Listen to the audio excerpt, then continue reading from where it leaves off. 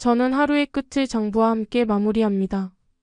오늘도 어김없이 군수창고의 형광등 아래서 숫자와 씨름 중이죠. 여기 최전방 수송지원부대에서 제 존재감은 장부와 함께 시작해 장부와 함께 끝납니다.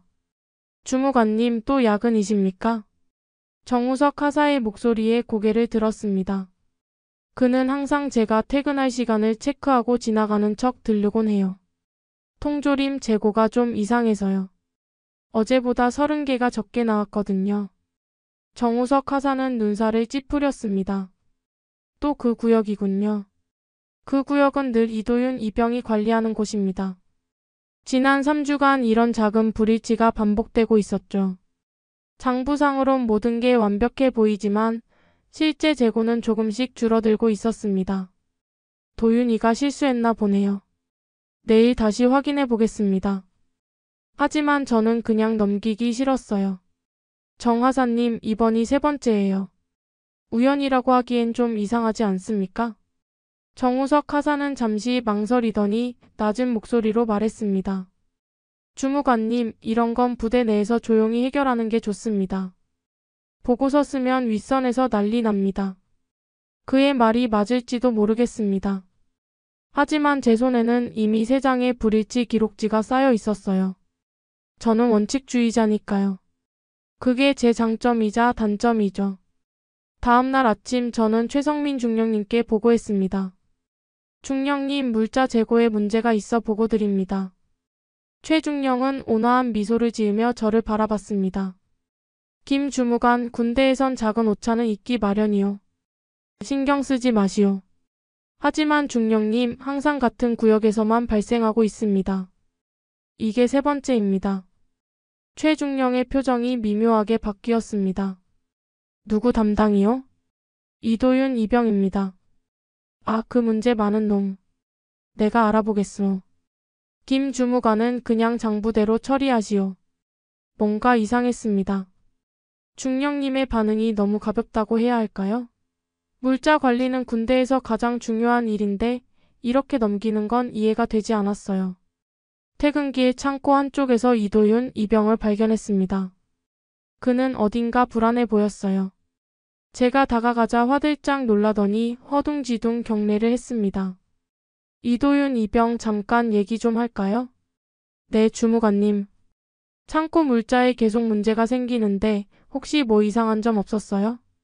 이도윤은 눈을 내리깔며 대답했습니다. 없습니다. 그의 목소리가 떨렸어요. 평소에 침착했던 모습과는 달랐죠. 그의 눈빛에서 뭔가를 감추고 있다는 느낌을 받았습니다. 그날 밤 저는 처음으로 의심하기 시작했습니다. 단순한 실수가 아니라 누군가 의도적으로 군수물자를 빼돌리고 있는 게 아닐까요? 이도윤 이병이 범인일까요?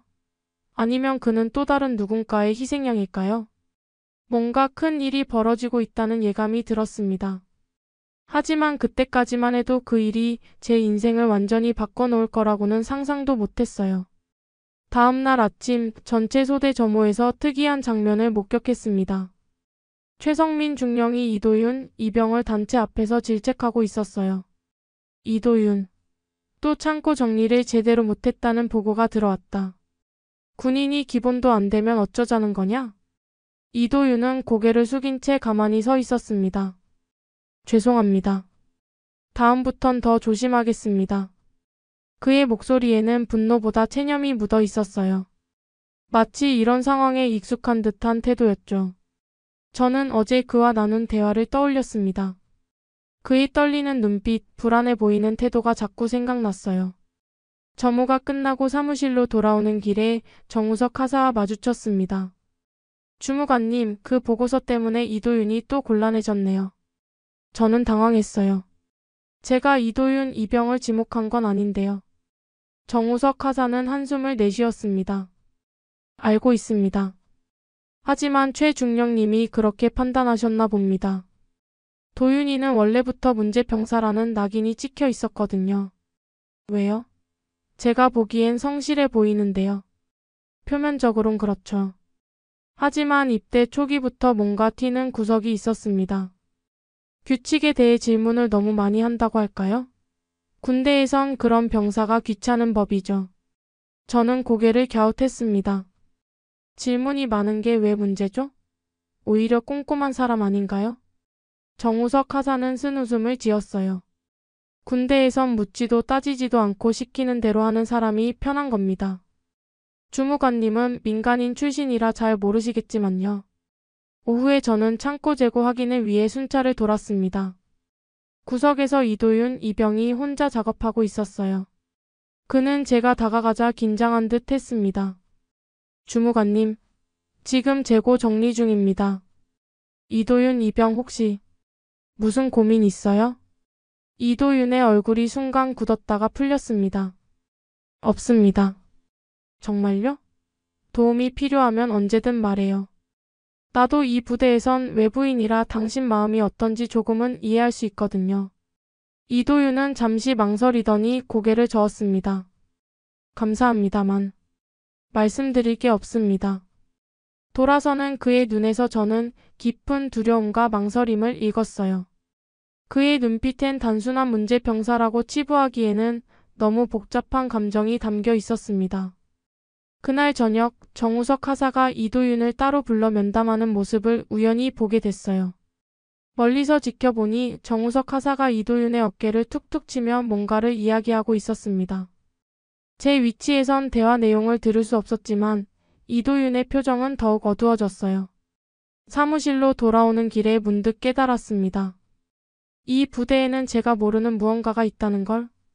그리고 이도윤, 이병은 그 비밀의 한복판에 서 있다는 걸요. 일주일이 흘렀습니다. 아침 출근길 부대 정문에 낯선 차량들이 줄지어 서 있는 광경을 목격했어요. 번쩍이는 국방부 로고가 달린 검은색 세단들이었죠. 가슴이 덜컥 내려앉았습니다. 감사반이 왔네요. 뒤에서 들려온 정우석 하사의 목소리에 놀라 돌아봤어요.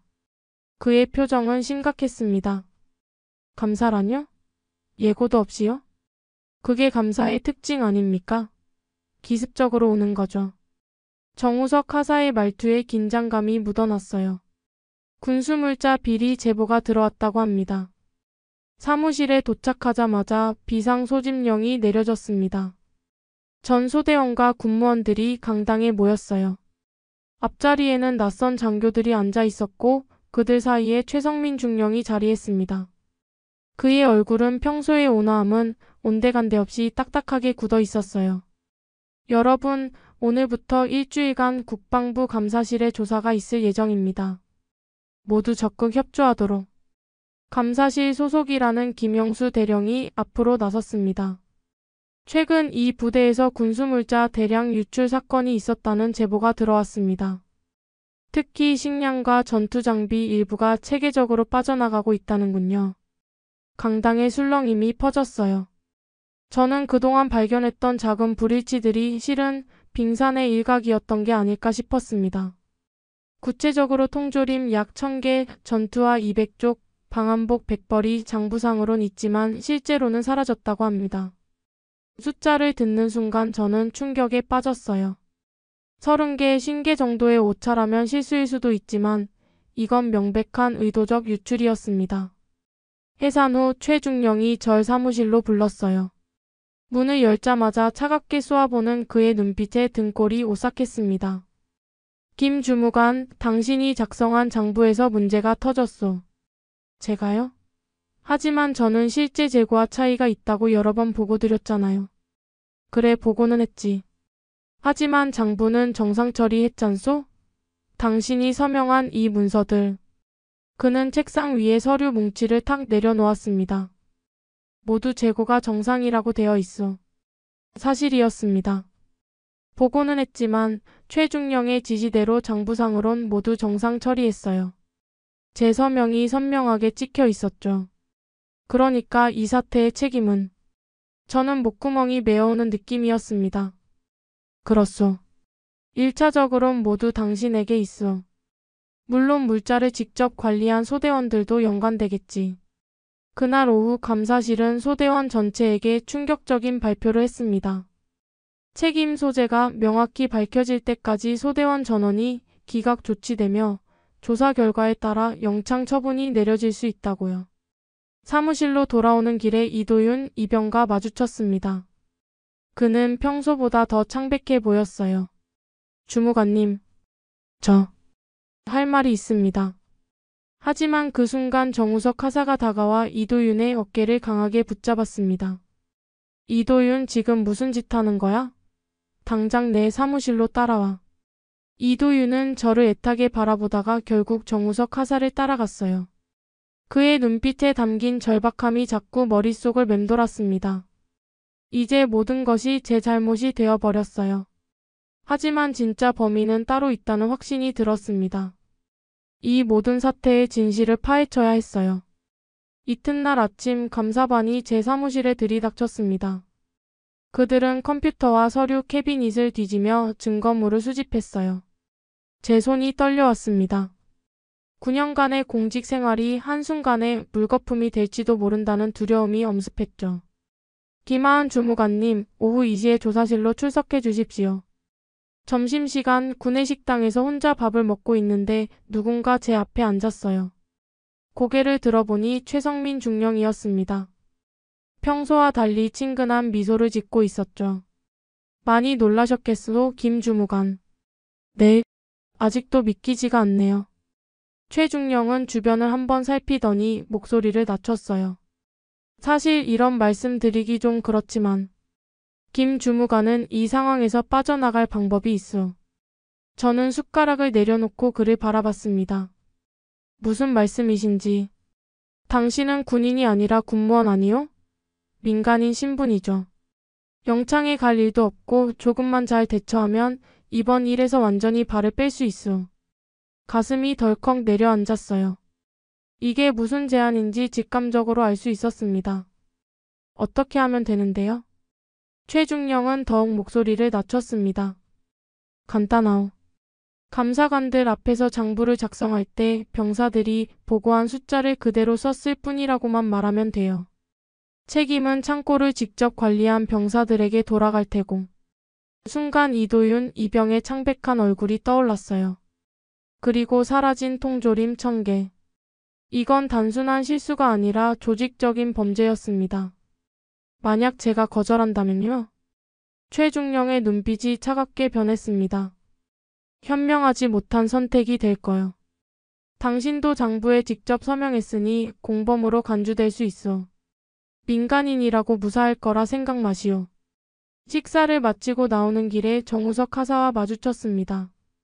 그는 복도 구석으로 저를 이끌었어요. 주무관님, 최중령님이 뭐라고 하셨습니까? 책임을 병사들에게 돌리라고 하시던데요. 정우석 하사의 표정이 어두워졌습니다. 역시. 주무관님, 조심하세요. 이 사건은 생각보다 더 깊을 수 있습니다. 정 하사님은 뭔가 알고 계신 거죠? 그는 한숨을 내쉬었어요. 추측만 할 뿐입니다. 하지만 확실한 건 그의 목소리가 떨렸습니다. 이도윤이가 모든 걸 뒤집어쓰게 될 거란 겁니다. 감사실 조사는 냉혹했습니다. 서명한 모든 문서를 하나하나 확인하는 과정에서 제 실수와 타협이 적나라하게 드러났어요. 하지만 제 양심은 더 이상 침묵할 수 없었습니다. 저는 불일치 사항을 발견하고 최중령님께 수차례 보고했습니다. 하지만 그때마다 장부는 정상 처리하라는 지시를 받았어요. 이튿날 아침 감사실의 결정이 내려졌습니다. 소대원 전원이 물자 관리 부실 책임으로 영창 대기 명령을 받았어요. 저 역시 징계위원회에 회부된다는 통보를 받았죠. 영창으로 이송되기 전 소대원들이 트럭에 오르고 있었습니다. 그 중에서 이도윤, 이병이 제게 다가왔어요. 그는 경례를 하고는 제 귓가에 속삭였습니다. 주무관님, 저예요. 제가 제보자예요. 하지만 증거가 필요합니다. 그 말을 끝으로 그는 다른 병사들과 함께 트럭에 올랐습니다. 저는 그 자리에 얼어붙은 채 서 있었어요. 모든 퍼즐이 맞춰지는 순간이었습니다. 이도윤의 말이 머릿속을 맴돌았습니다. 제보자라고요? 그동안 문제 병사로 낙인 찍혔던 그가 사실은 내부 고발자였다니. 트럭이 떠나는 모습을 멍하니 바라보다 문득 정신이 번쩍 들었어요. 증거가 필요하다는 그의 말. 무슨 증거일까요? 사무실로 돌아와 혼란스러운 마음을 추스르는데 감사반 김영수 대령이 문을 두드렸습니다. 김하은 주무관님, 잠시 시간 좀 내주시겠습니까? 조심스레 따라간 곳은 임시로 마련된 감사실이었어요. 김 대령은 문을 잠그고 서류 한 뭉치를 내밀었습니다. 이게 익명의 제보자가 보내온 자료입니다.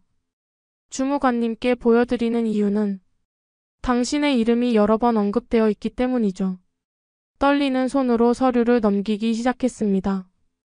첫 장은 제가 작성한 장부와 실제 입고량을 비교한 표였어요. 둘째 장은 최성민 중령의 개인 노트로 보이는 것의 사본이었습니다. 그리고 셋째 장에서 저는 숨이 멎는 것 같았죠. 이건 네, 군수물자 판매 대금으로 추정되는 입금 내역입니다. 계좌 명의는 성진상사라는 업체고요. 성진상사. 우리 부대에 식자재를 납품하는 업체 중 하나였습니다. 입금 날짜와 금액이 장부상 물자가 사라진 시점과 정확히 일치했어요. 이 업체의 대표가 최중령의 대학 선배라는 사실을 아십니까? 머리가 어지러웠습니다. 모든 퍼즐이 맞춰지는 느낌이었어요. 작은 분실부터 시작해 결국 1000개의 통조림이 사라진 이유. 최중령이 저를 설득하려 했던 이유. 그리고 이도윤 이병이 왜 문제병사가 되었는지도. 이도윤 이병이 이걸 어떻게 알았을까요? 김 대령이 태블릿을 건넸습니다. 재생 버튼을 누르자 최중령과 누군가의 대화가 흘러나왔어요. 다음 주에도 평소처럼 빼돌리면 돼. 이번엔 방한복도 추가로 넣어. 시장에서 꽤 비싸게 팔린다더라. 알겠습니다. 근데 요즘 그 여자 공무원이 자꾸 의심해요. 조심해야 할 것 같습니다. 심장이 쿵쾅거렸습니다. 그 여자 공무원은 분명 저였을 거예요. 녹음은 이도윤 이병이 보내온 겁니다. 창고 뒤편에서 우연히 대화를 듣고 몰래 녹음했다고 하더군요. 갑자기 모든 게 이해됐습니다. 이도윤 이병이 왜 항상 불안해 보였는지, 왜 그가 문제병사로 낙인 찍혔는지. 그는 진실을 알고 있었지만 함부로 말하지 못했던 거예요. 그런데 이 증거들은 법적으로 효력이 있나요? 김 대령이 고개를 갸웃했습니다. 녹음은 당사자 동의 없이 이루어져 법정에서 인정받기 어려울 수 있습니다. 하지만 장부와 계좌 내역은 충분히 의미가 있죠. 다만 뭐가요? 실명으로 진술해줄 사람이 필요합니다. 익명 제보만으론 한계가 있어요. 특히 최중령 같은 고위 장교를 상대로 할 때는 더욱 그렇죠. 깊은 침묵이 흘렀습니다. 김 대령의 말뜻을 알았어요. 그는 제게 증언을 요청하고 있었습니다. 하지만 그것은 제 경력, 어쩌면 제 인생 전체를 걸어야 하는 결정이었어요. 시간이 필요합니다. 김 대령은 이해한다는 듯 고개를 끄덕였어요. 내일 오전까지만요. 그때까지 결정해 주시기 바랍니다. 사무실로 돌아오는 길 영창으로 끌려간 소대원들과 특히 이도윤, 이병의 얼굴이 떠올랐습니다. 그가 용기 내어 진실을 밝히려 했던 순간들, 항상 누군가에 의해 가로막혔던 순간들. 이제 선택은 제게 남겨졌습니다. 침묵하고 안전하게 살 것인가, 아니면 진실을 위해 목소리를 높일 것인가. 밤새 잠을 이루지 못했습니다.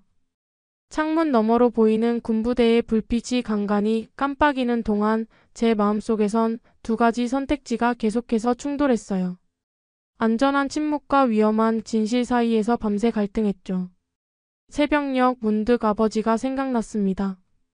30년간 공직 생활을 하셨던 아버지는 늘 말씀하셨어요. 하은아, 공직자는 원칙을 지켜야 한다. 그것만이 내 등을 곧게 펴고 살 수 있는 길이다.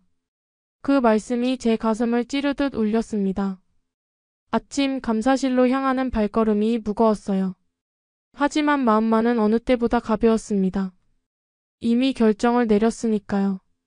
김 대령님, 결정했습니다. 제가 증언하겠습니다.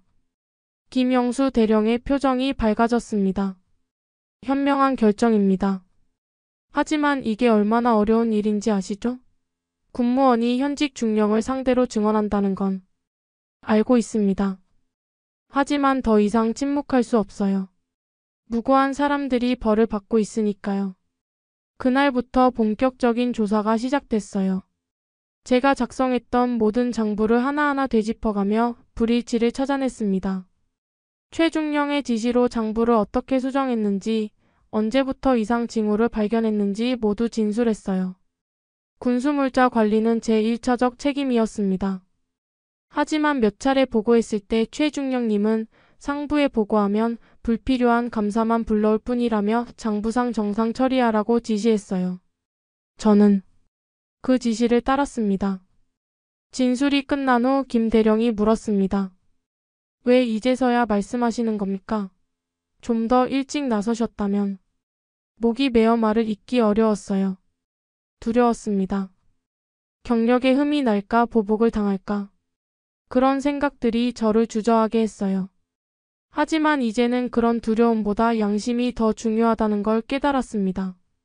감사실의 요청으로 성진상사의 계좌 내역과 최중령의 통화 기록이 조사되기 시작했어요. 모든 것이 빠르게 진행됐죠. 제 증언이 기폭제가 된 것 같았습니다. 그로부터 이틀 후 놀라운 일이 벌어졌어요. 최성민 중령과 성진상사 대표가 전격 체포됐습니다.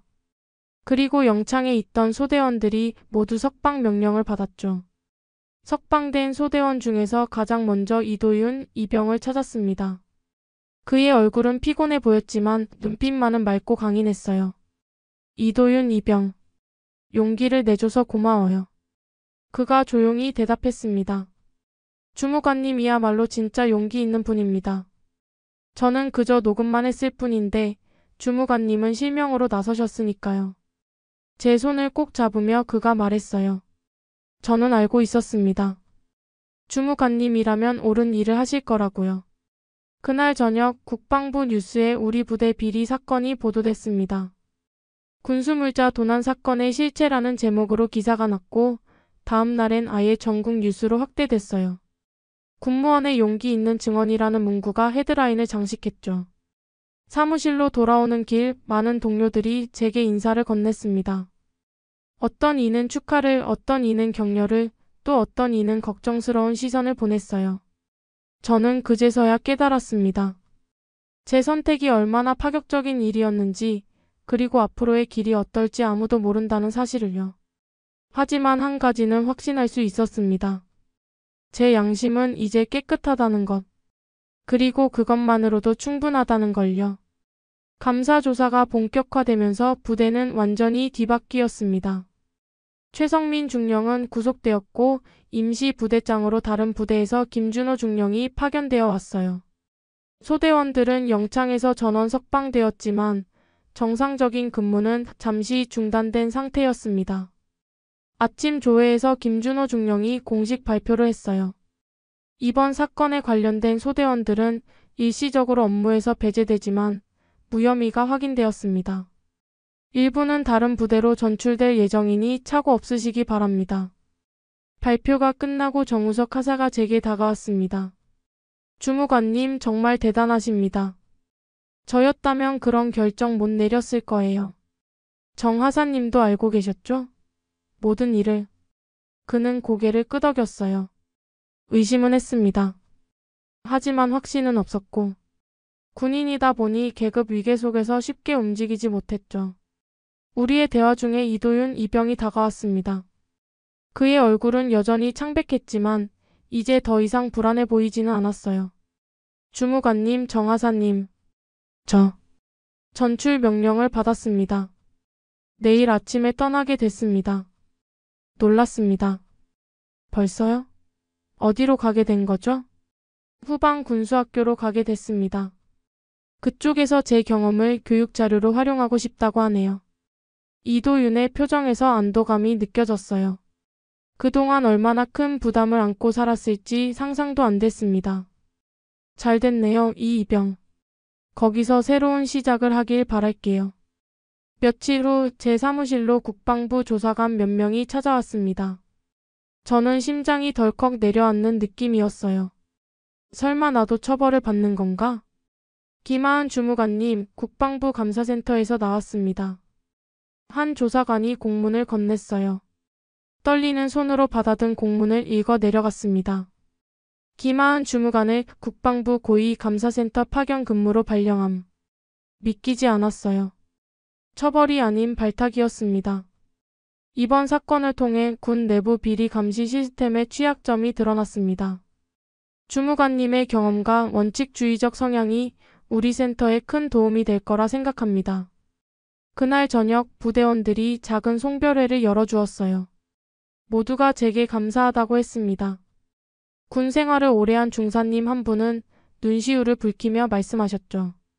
주무관님이 아니었다면 우리는 지금 모두 전과자가 되어 있었을 겁니다.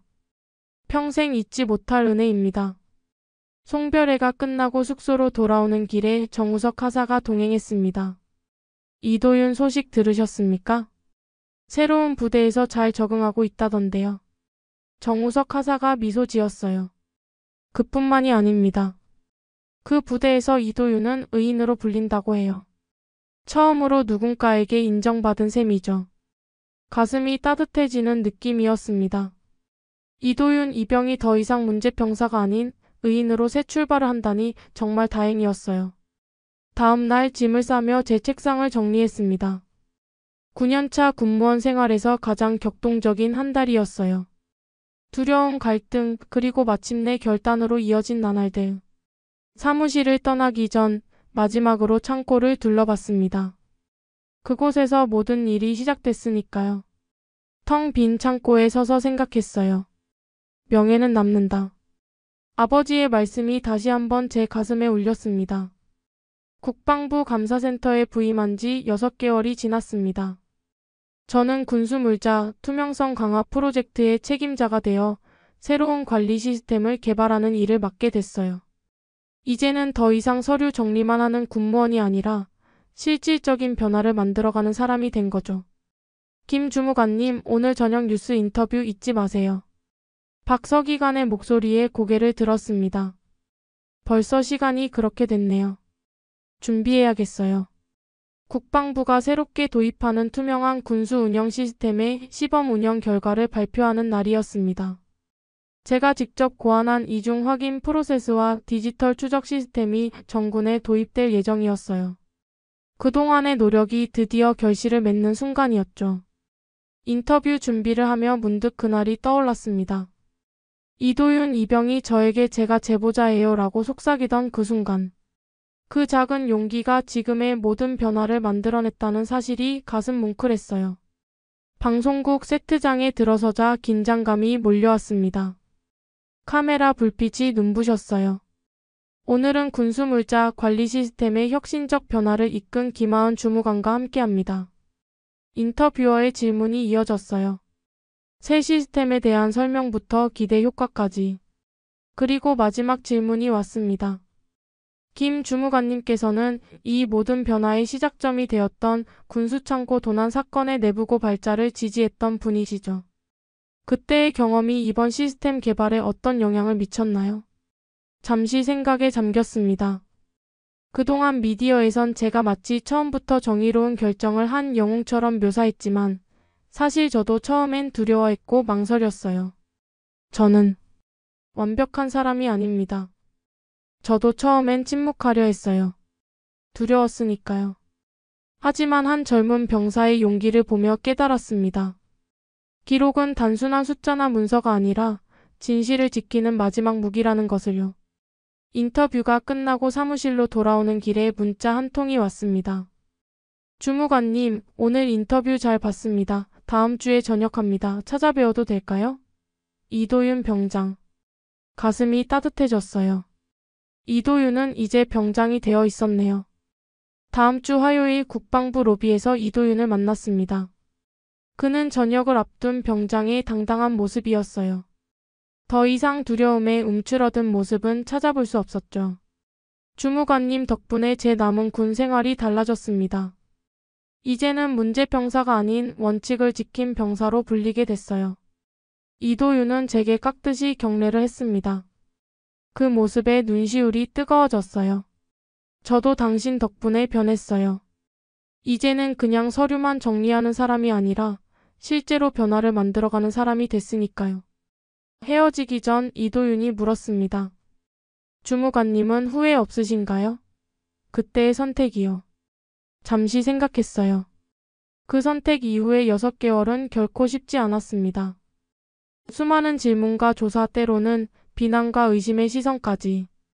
하지만 그 모든 것 너머의 성취감은 그 어떤 안정보다 값진 것이었어요. 전혀요. 진짜 충성은 입 다무는 게 아니라 말해야 할 때 말하는 거니까요. 이도윤은 활짝 웃으며 다시 한번 경례했습니다. 감사합니다, 주무관님. 덕분에 저도 고개 들고 전역할 수 있게 됐습니다. 그날 저녁 사무실 창가에 서서 불빛 드리운 서울 풍경을 바라봤습니다.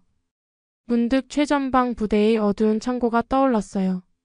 모든 것이 시작된 그곳에서부터 지금까지 제 인생은 완전히 달라졌습니다. 때로는 작은 진실이 큰 변화를 만들어낸다는 걸 배웠어요. 그리고 무엇보다 진짜 기록이란 종이 위의 숫자가 아니라 우리의 양심 속에 새겨지는 것임을 깨달았습니다. 시청자 여러분, 오늘의 이야기는 여기까지입니다. 구독과 좋아요는 영상 제작에 많은 도움이 됩니다. 항상 건강하세요.